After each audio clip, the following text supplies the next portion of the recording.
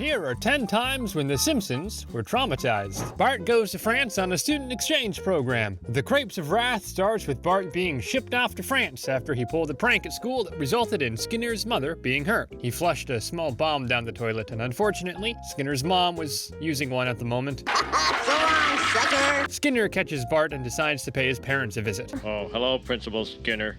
I'd get up, but the boy crippled me. I understand completely. Nobody gets Skinner's pain as well as Homer, and vice versa. He explains the situation and says that detention or expulsion won't do it. He suggests Deportation. I think that's a bit extreme, don't you? Hear him out, Marge. I guess Homer doesn't find it extreme. Marge thinks Bart should have a say in the matter, so she asks him if he'd want that. Well, Bart seems very enthusiastic about the idea. Yes! Yeah, baby! Bon voyage, boy! Well, they could have at least waited till he left the room. Bart arrives to France, and the chateau he was supposed to be staying at isn't so glamorous as he thought.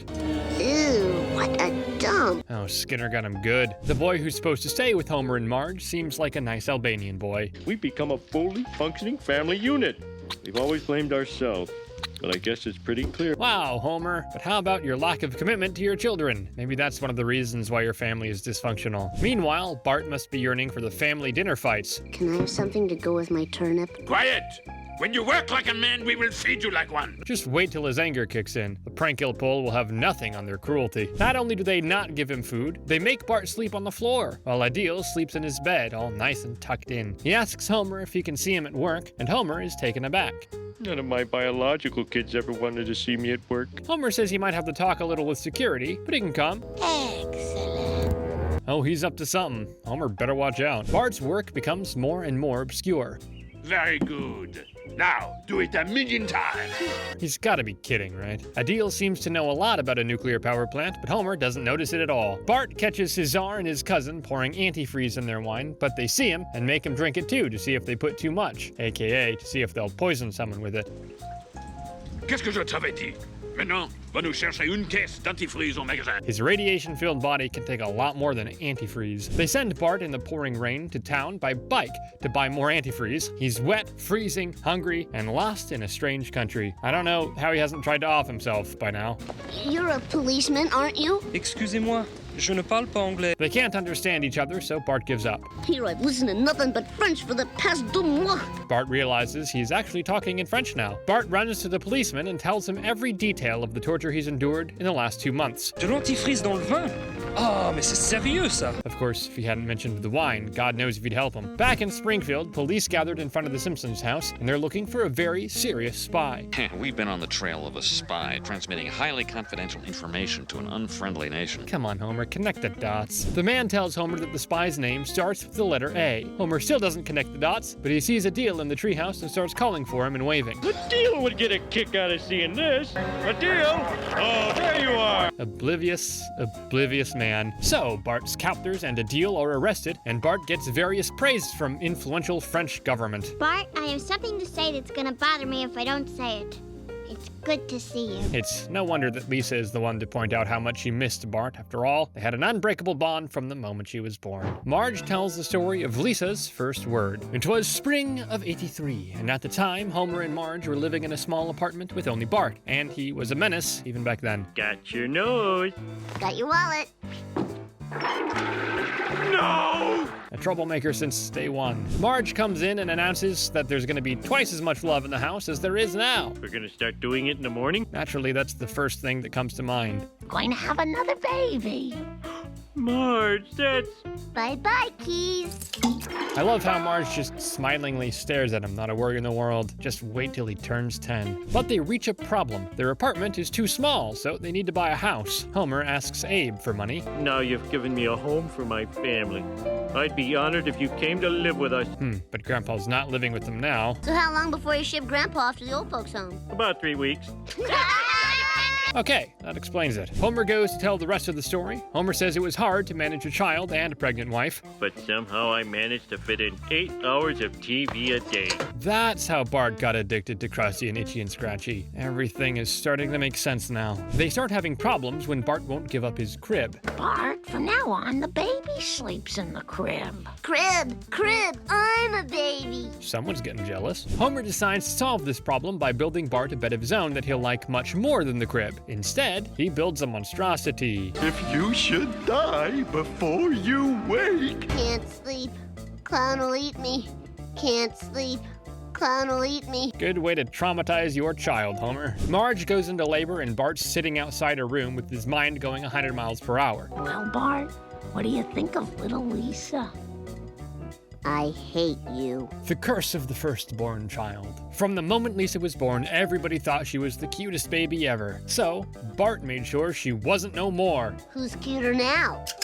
Bart tries to make Lisa disappear in every way possible. Mailing her away is a classic. Stupid mailman squeal on me. Well, what did you expect putting an unpacked baby in the mailbox? Your son shoved this through our doggy door. Creative, really, but not creative enough. Bart's feelings are so hurt, he packs up and gets ready to leave. I liked it when it was me, Mom, and Homer. You wrecked everything. But then, something unexpected happens. Bart! What did you say? Bart?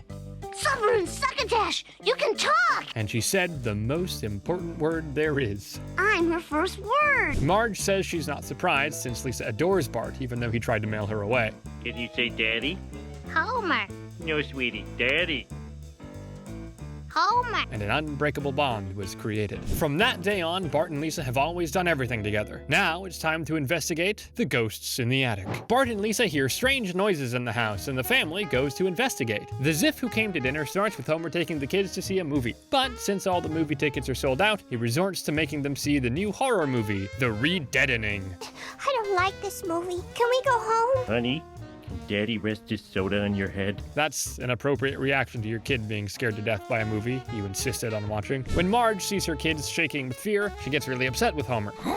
This is a rare lapse in judgment for you. I'm sorry, rare? If rare means daily, then yes, sure. It hardens them against future terrors, like roofing and driveway scams. Yeah, because a possessed doll will teach them how to handle being roofied. When they went to sleep, both Bart and Lisa hear some strange noises coming from the attic, so they go to investigate. I'll just stay calm and approach this scientifically. This lasts for about 10 more seconds before she runs downstairs. Bombs! That looks like Homer's secret KFC leftovers, but okay. Bart and Lisa run to Homer and Marge's room, but they interrupt them, you know. Mom, Dad, there's a ghost in the house! Good. Can you play with him for half an hour? Marge! I expected this from Homer, but not you. Homer looks around and finds nothing, but then they all hear a creepy sound coming from the attic. It's one thing for a ghost to terrorize my children, but quite another for him to play my theremin. Priorities set right. They all climb to the attic and see a man squatting there. I thought we killed him, No, we didn't. but I did delete him from my bulk email list. No, you didn't. So who is this Jewish-looking dude living in their house? So, turns out Artie's a guy Marge once had a date with, and he was too handsy. He became a millionaire, lost his money, and now he's living in their attic because he envies their happiness. Artie pleads with Marge to let him stay just till he gets back on his feet, but she's hesitant. No way! He's an annoying sneak who's out to steal my wife. Yeah, protect your woman, Homer. But the kids convince them to let Artie stay, and they get along nicely, until Bart finds him a bit depressing. Well, Homer, maybe you should take him to Moe's. Come on, little fella. You're hanging with me tonight. Was that pun intended? If so, great one. Marge was watching the news and saw that people were looking for Artie, because, you know, his multi-million company crash made some people angry. In the meantime, Artie was playing poker at Moe's, and Homer got all his money plus 98% of his company shares. I own a multinational corporation. Maybe you shouldn't be saying it so proudly, since the man who owned it just seconds ago is being looked for by the government. Then, some SWAT-looking guys, but not SWAT exactly, barge in and go to arrest Artie. But then he sells Homer out, saying he owns the company now, so they arrest him. Do you know why no one likes you? Anti-Semitism? And he's proudly saying that? Ugh, there's a lot of problems with this guy. Marge was right not to trust him. Marge tells him that he only ever thinks about himself, and he doesn't care if anyone else gets hurt. He doesn't seem to think so. Marge and the kids go to visit Homer in jail, and he's not feeling his best. This place has become like a prison to me. Hey, Dad, maybe this'll cheer you up. Why, you little... That's so sweet of Bart, but I think reminding Homer he can't choke him for real is only gonna make him feel worse. Artie meets Patty and Selma at Moe's, and when they hear he's the reason Homer's in jail, Selma takes an interest in him. After they sleep together, Artie realizes that he can't think about himself forever, so he turns himself in. I missed you so much. Oh my God, Maggie, you're talking! Well, come on, Homer, it hasn't been that long. Marge thanks Artie for finally doing the right thing. All I needed was the love of a good woman. And since you're not interested... Such a creep. Fear always disappears when you see that the monster you were scared of is actually just a man. But how can you fight fear when the monsters are actually monsters? Lisa gets traumatized in Krusty's Halloween House of Horror, and now she's scared of everything. Halloween of Horror opens the day before Halloween, and the Simpsons family takes it very seriously. Lisa is finally old enough to go to Krustyland Halloween Horror Night, and she's super excited. But when they get there, she isn't so brave anymore. It's really, anatomical.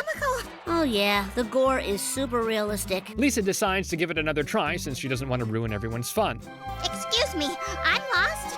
Could you please help me? Okay, who thought that was a good idea? Lisa runs around aimlessly trying to find someone to get her out, but there were monsters everywhere she looked. Security saw that there was a child whimpering in fear, so they shut the operation down. And scan for fear. Terror level 7 and rising.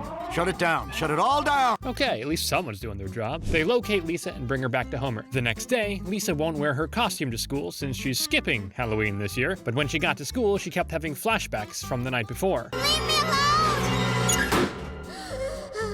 Gee, she really is traumatized. Marge finds her hours later and brings her home. She talks to Homer and says that maybe they should take down their Halloween decorations. We don't want her to go back to Haley. No, she wouldn't. She couldn't. Not Taylor. Okay, I'll be the one to ask, who's Taylor? They search for Lisa and they find an old scrapbook of memories. Turns out, Taylor is a stuffed animal Lisa used to play with. Oh God, we're too late. The glue stick didn't hold. To be fair, you could have glued it with super glue. They go into Lisa's room and she says that Taylor makes her feel so safe and that she's not gonna give him up. So Homer and Marge have got to do what they've got to do. When Bart sees them taking down the decorations, he loses it. Lisa goes nuts and you turn us into skippers? I know what this makes us. I know! This hurts Homer maybe even more than not having beer in the house. What? I said maybe. Marge takes Bart and Maggie to a neighborhood Halloween event and Homer stays home with Lisa. But 3 thugs who he accidentally got fired come to taunt him. Creepy nursery rhyme, like in every movie. Wow, they're devoted. Homer can't let Lisa know they're being stalked, so he acts like everything's okay. Homer goes around the house, whistling and locking all the doors and windows. How did that get there? What do you think, Homer? Gotta call the cops. Where's my cell phone? They took my cell phone! And they forgot to pay my phone bill! Not a great time to be an irresponsible adult. Homer tries to get Lisa to Flanders, but she runs back inside when she realizes she forgot Taylor. Intruders start coming up from the fog, and Homer and Lisa run to the attic. Lisa begins to comfort herself by saying, none of this is real. I've lied to you more times than there are stars in the sky. But I gotta be straight. This is real. Homer coming in with honesty in the worst time possible. Lisa says she hates being scared, and Homer admits that he's scared too. You can't let fear shut down your brain, because between the two of us, we've only got one good one. That's actually some pretty solid advice. Lisa comes up with a plan. They can use their decorations to signal for help. But I am great at one thing. Drawing attention to our home. And then he draws attention to them. He knocks over singing skeletons and the intruders hear them. Homer lines up the fireworks on the roof, but he can't light them up. The match won't stay lit. It's too windy. I've got something that will burn. No, she can't. Goodbye, Taylor. Her bravery came back with the wind. They managed to get the fireworks started and they screamed for help. Everscream Terrors needs our help. We can get plastered and hit on our co-workers later. That's the Halloween spirit. They arrest the intruders, and just as Marge and Bart were pulling up, the party was getting started. Stop it! Stop it! This will scare Lisa! No! The scaredy cat isn't so scared anymore. We always knew Lisa had a lot of potential, and after she got her bravery back, she became every serial killer's worst nightmare. Lisa becomes a detective after seeing Sideshow Bob kill Bart. The second segment of Treehouse of Horror 34 starts with the alternative end to Bart outsmarting Sideshow Bob. He doesn't actually outsmart him, and Bob kills him, and Lisa witnesses it all. 30 years later, Lisa is teaching at Springfield University. How you overcame childhood trauma to become the nation's most renowned criminal psychologist? Okay, get into it with the personal questions. Nelson comes in and asks Lisa if she could help him on a case. He thinks that the killer is somehow connected to her. Well, who else could it be for? The victim is Rod Flanders, and above his head, written in blood, are the words, "Rod is the first." Only a super traumatized profiler like you can piece together what happened here. Great way to rub it in her face. Lisa looks around the crime scene, and she concludes, This killer won't stop now. There will be others. Sarge, there's been another. well, that was quick. The next victim is Martin, and above him are also written the same words. How can he also be the first? That's a puzzle for you to solve. 3 more bodies show up, all with the same message. Lisa realizes this mind is too deranged even for her, so she goes to talk to another psycho. Lisa asks Bob, how can all of them be the first? Bob says that he isn't going to spoon feed them all the answers. Speak in riddles or drop a clue in a clever anagram hidden in something I've just said. Oh, he's got a way to make your blood boil. You're gonna die in that cell, Bob. And when that happens, wherever I am, I'll be dancing. Lisa grew cold. Unfortunately, it wasn't because of a good cause. Lisa and Nelson go to Sherry's funeral, where they find out she was born just seconds before Terry, and Lisa realizes Sherry was a firstborn, and so were all the other victims. In that moment, she also solves Bob's anagram. Not very clever, Bob. Lisa and Nelson split up, but then Lisa finds him, well, in worse condition than when she left him. She finds the killer's lair, and it looks just like her old bedroom. She tries to find the killer on the security tapes, and, well... No! It can't be! What? I can't be the killer! I turned my trauma into healing! Apparently not. Lisa ends up in prison, and not just any prison. Hello, Bob. Ooh, she did a really good impression of him. Lisa explains that she knew if she killed enough people in gruesome ways, she'd be sent to his prison. But to get into your cell, I had a little help. Maggie, a police officer? Wow, following in Marge's footsteps. Bob starts taunting her, saying how he didn't think she had it in her. Lisa says that that was the old Lisa, the one he knew. Split personalities. Trope alert! Oh, Bob, I don't think this is the time to be joking around. Lisa explains that Professor Lisa didn't realize she was an accomplice. She was her last victim. Or rather, second to last. Well, if you ask me, this trauma turned out for the good. Now for another trauma that resulted in some good and some bad. Marge gets robbed, and she forms agoraphobia. The strong arms of the maw starts with Marge and the kids going to the Quickie Mart, and Marge getting jumped by a crackhead who wants to rob her. Give me your purse. Oh God, oh God, oh God. When he realizes that the purse was actually a diaper bag, he steals Marge's pearls and runs off. Come on, Mom, let's go. Mom? Are you okay? Ah, that's gonna leave a scar. The next day, Homer gives Marge some self-defense essentials, a whistle, pepper spray, and a picture of a man's most vulnerable spot. But Marge is so frightened, she jumps at every sound. Hi, Mrs. Simpson! Oh no, I pepper sprayed Ralph. Marge can't do it. She can't be outside, so she drives back home and hits a mailman in the driveway. But when she goes outside to help him, she starts having flashbacks. I gave you a necklace to my cheap girlfriend. I just throw it in the drawer at night. Oh, her worst nightmare is coming true. The doctor comes to check on Marge, and he concludes, Marge, I'm afraid you've developed agoraphobia, a fear of leaving the home. He says she should slowly try to go outside. When that fails miserably, Homer sets up their living room to look like the Quickie Mart. I'm a robber. Help! Whose idea was it to make Milhouse the robber? Homer finds Marge in the basement. I'm gonna sleep down here tonight. So Marge moves down to the basement since she's become too afraid to go upstairs. Too crazy to go outside. Not crazy enough to have imaginary friends. At least she maintained her sense of humor. She sees some gym equipment on the floor and starts working out since there's nothing better to do. After some time, she got really strong and started feeling better. Guys, Mom just left the basement. I got all the way out to the tree. Way to go, Marge! She's finally better. Not thanks to anyone's help, though. Marge realizes she's not afraid anymore since she's gotten so strong. She starts running around Springfield screaming she's not afraid anymore. You? What you been up to? Living in fear? Not anymore. She beats him up before the cops even get a chance to come close. Just been marginalized. Even her sense of humor got stronger. Marge meets an old friend who's been bodybuilding and she puts her on steroids. I feel good, with no repercussions. Sure, green eyes look great on you, Marge. Marge starts taking various supplements and she becomes, well, bulky. Alkaloids for my lats, Mesomax for my delts, and estrogen blockers for that minty taste. Estrogen blockers? Marge, hate to break it to you, but you're still a woman. She enters a female bodybuilding competition and wins second place. Tired of her criticizing my saggy glutes. Quiet.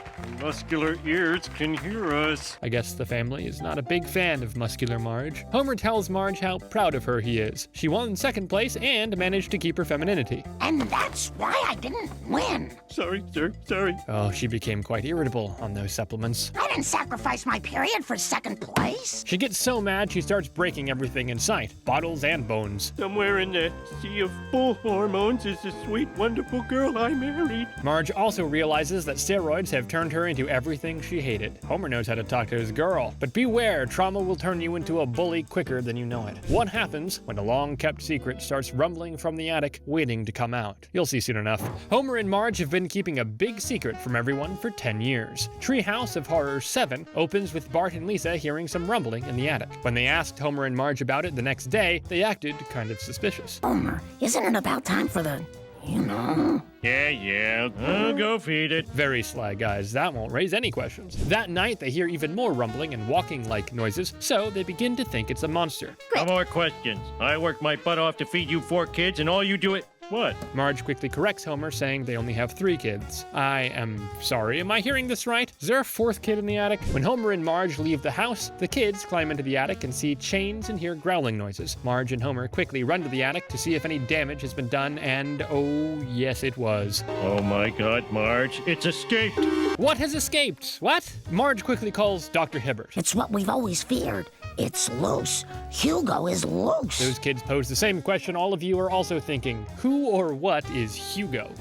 You have a brother. They what? Dr. Hibbert says he remembers Bart's birth because you don't forget. Siamese twins. I believe they prefer to be called conjoined twins. Not a good time to be a know-it-all, Lisa. One of them was pure evil. It's not Bart, is it? Dr. Hibbert explains that A routine soul smear confirmed the presence of pure evil. because that's just something that exists in modern medicine. So they did the logical thing. They separated them. But then a question arose. What to do with Hugo? Too crazy for Boys Town. Too much of a boy for Crazy Town. The child was an outcast. Well, they could have just raised both of them and made sure Hugo didn't bite Bart's head off. There's a thought. But Homer says they did the only humane thing they could think of. We chained Hugo up in the attic like an animal and fed him a bucket of fish heads once a week. Homer concludes that doing this saved their marriage. Just 2 sickos living together and raising 4 kids. They split up and searched for Hugo while Bart stayed home. But Hugo also never left the house. He chained up Bart. I went mad after they tore us apart, but I'll be sane once I sew us back together. Oh, he's crazy. Just seconds before he makes the first cut, Dr. Hibbert stops him. Dr. Hibbert says that he's been caged up for years, so the only logical thing to do is... Why, you've probably never even seen your own face in the mirror, have you? Here.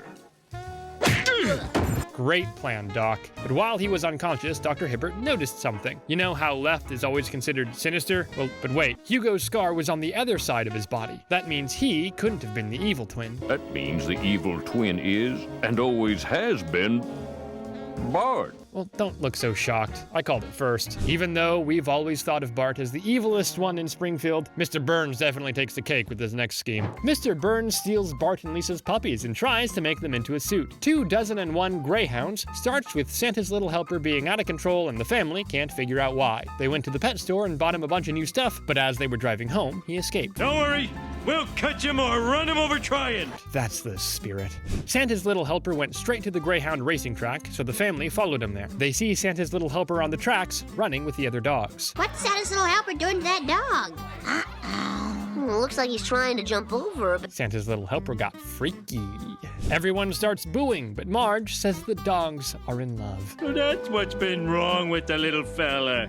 He misses casual sex. Of course, Homer would know what it's like, speaking from experience. They keep Santa's new girlfriend because one more dog can't hurt, but now he won't play anymore. But he never wants to play anymore since his bitch moved in. Bart, don't ever say that word again. Bart corrects Marge, telling her that's what she is. He even looked it up. He's not wrong, but I agree with Marge, it sounds wrong. Santa's girlfriend starts giving birth, and everyone is shocked. I'm sorry, girl. I thought you were just getting fat. That's a bit sexist, Marge, don't you think? But Santa's girlfriend just kept them coming, and after after a while... 25 puppies! An army of dogs! Wow, good job, girl. Popping out 25 babies isn't an easy task. At first, the family loved having 25 little miracles around the house. We waited many years, but the good Lord has finally blessed us with a real family. What about your own kids, Homer? But soon it turned out to not be so cute. This house stinks. You're not just putting the new newspapers over the old ones, are you? Do you have a better idea? How about removing the stinky newspapers? Even the kids realized that 25 puppies in the house weren't the best way of living. Yeah, they ate all my socks. I have to wear Lisa's to school today. How do you explain the culottes, boy? Bart tells him he has to coordinate his outfits. That's the only sane thing to do. Bart, the fashion icon. Homer and Marge tell the kids that they need to give the puppies away. Is that what we do in this family? When someone becomes an inconvenience, we just get rid of them? Kind of, yeah. Just take Grandpa, for example. They decide to give them away, but people usually just want one puppy, but they don't like to be separated. We've got to be realistic, kids. Who's gonna have a big enough heart to take care of 25 puppies? I know someone who likes having a bunch of hounds. But the kids don't want to give the puppies to Mr. Burns because he is kind of scary and not really a trustworthy person. I'm sorry, Mr. Burns, but you can't have these dogs. Am I fired? Mr. Burns takes this rejection surprisingly well and tells Homer that the puppies are his to give out to whomever he sees fit. Homer is surprised by this, and he says that Burns must have some evil plan ready. Honestly, sir, you just don't put the effort into your schemes that you used to. Smithers is right, he's losing his pizzazz. Bart and Lisa go to Mr. Burns' house and they see him giving the puppies a nice bath. Lisa thinks they may have been wrong about him after all, but then they hear him talking with Smithers. They realize that he wants to make a tuxedo out of the puppies. Let's go finish the little flea circuses off. Except for little Monty, of course. Mr. Burns naming his favorite puppy after himself is just proof of his ego being bigger than the sky. Bart and Lisa have to find a way to get the puppies out of the house. Dogs always land on their feet. That's cats. No, it's dogs. I'll prove it.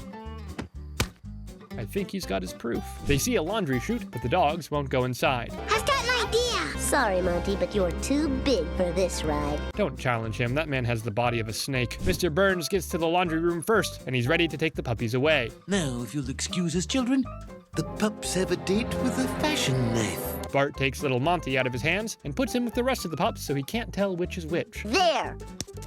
Now you don't know which one's little Monty. That would be an amazing plan if Mr. Burns had a heart. I'll have to kill them all. But they're so wretchedly adorable. Okay, maybe he has a heart. Mr. Burns decides to let them all go and swears not to wear another piece of clothing made from an animal. But seeing your beloved puppies almost become a suit surely leaves you with a scary mental picture and a trauma to last a lifetime. But no trauma is worse than being separated from your mom. Marge has a mental breakdown and takes a vacation, leaving Homer alone with Maggie. Homer Alone opens with Marge working around the house like a maniac, trying to do everything on time, and no one is helping her. Extra mustard for Bart, sliced diagonally, not lengthwise. Light mayo for Lisa, cut off the crust. Oh, she's too good for them. I would have given them money and called it a day. Then the three of them start speaking all over each other, each of them with a special request for Marge. That's enough! There you go, Lisa. No pimentos. Bart, your hat's where you left it, behind the toilet. Poor Marge, I don't know how she didn't lose it by now. She has to take them to school, with everything else on her to-do list, because they missed the bus. They start fighting in the car, and Marge is just seconds away from a breakdown, but thankfully, they get to school. Get out! Oh, she's scary when she's mad. After the whole day of running around town getting things done, she's driving home and suddenly, she brakes. She blocks the whole bridge with her car, and she's refusing to move. Look, lady, this better be good. I wouldn't try that again if I were you. Homer comes to talk to Marge and get her to leave the car. I can tell something's bothering you, but if you come out of that car, I promise to do whatever it takes to make it better. Marge gives in and gets out of the car, but then Wiggum arrests her. But the mayor doesn't agree with him and tells him he needs to let her go. Not because it's the just thing to do, of course. If Marge Simpson goes to jail, I can kiss the chick vote goodbye. It always comes down to votes. Wiggum lets her go, but that doesn't change the fact that Marge is still breaking down inside. I need to unwind. I know you do, Marge, but come on, you know what our vacations are like. Yeah, I think she knows it better than you. Marge clarifies what she actually needs. No, I mean a vacation by myself. What? You mean we're getting a divorce? Marge, I can change. Not everything is about you, Homer, you selfish man. Marge reassures him that she doesn't want a divorce, just some time for herself so she can relax. But you have to swear you're coming back. I swear? They leave Bart and Lisa with Patty and Selma, but Maggie won't leave the house, so she stays home with Homer. Homer goes with Marge to the train station to say goodbye, but... Where's my clean underwear? Check the dryer. How often should I change Maggie? Now this just shows how incompetent Homer is when it comes to, well, doing anything, actually. Maggie is home alone with Homer, and she doesn't like it one bit. Mommy went crazy, so it's going to be just you and me for a while. Just you and me.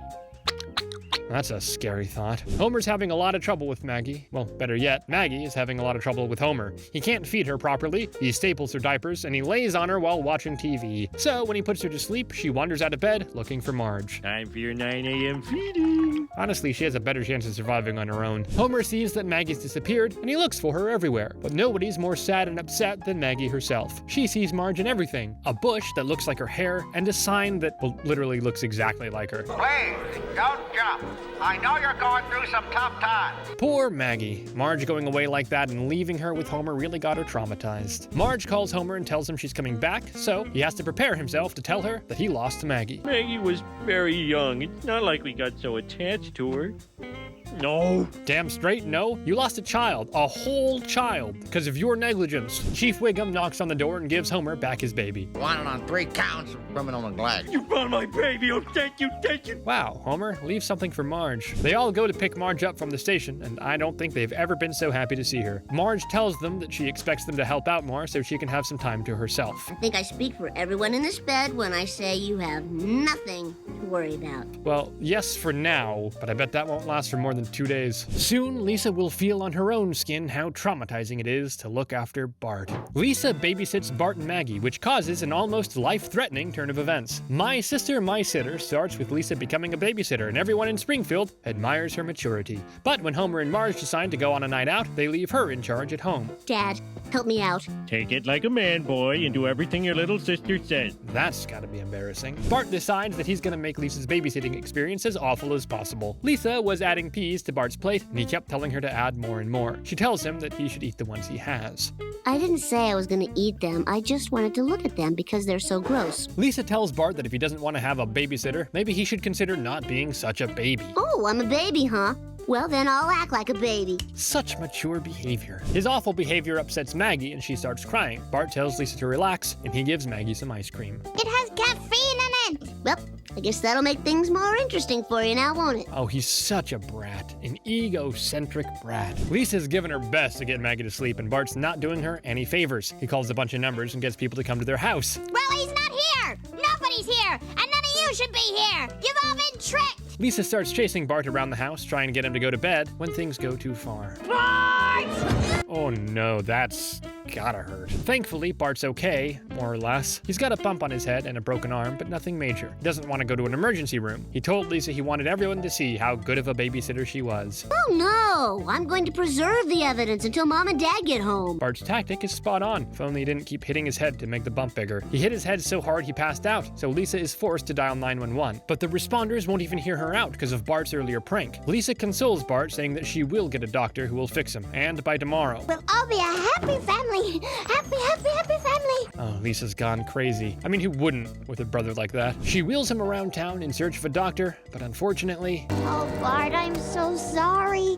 This is all like a bad dream. To make matters worse, people see her, and, well, it looks really bad. She's murdered her brother! And as a grim finale, she intends to drown that poor caged baby. Now really, Lisa, did you need to put Maggie in a cage? Oh, what's happening? Where am I? And she's on drugs! Come on, people, that's too far. My diagnosis? A rather nasty fall caused by bad babysitting. Her worst dream just came true. The next day, Bart apologizes for his bad behavior and for ruining her business, but apparently people don't care much that she almost killed her brother. Dr. Hibbert calls her for a babysitting gig and she asks him if he's afraid she'll take drugs and kill his child. Yes, that is a concern, but it's so hard to find a sitter, and I've got judo tonight. Well, at least he's got her job back. Don't mind the almost deadly incident. If you enjoyed today's video, make sure to give it a like and subscribe to the channel for more videos like this.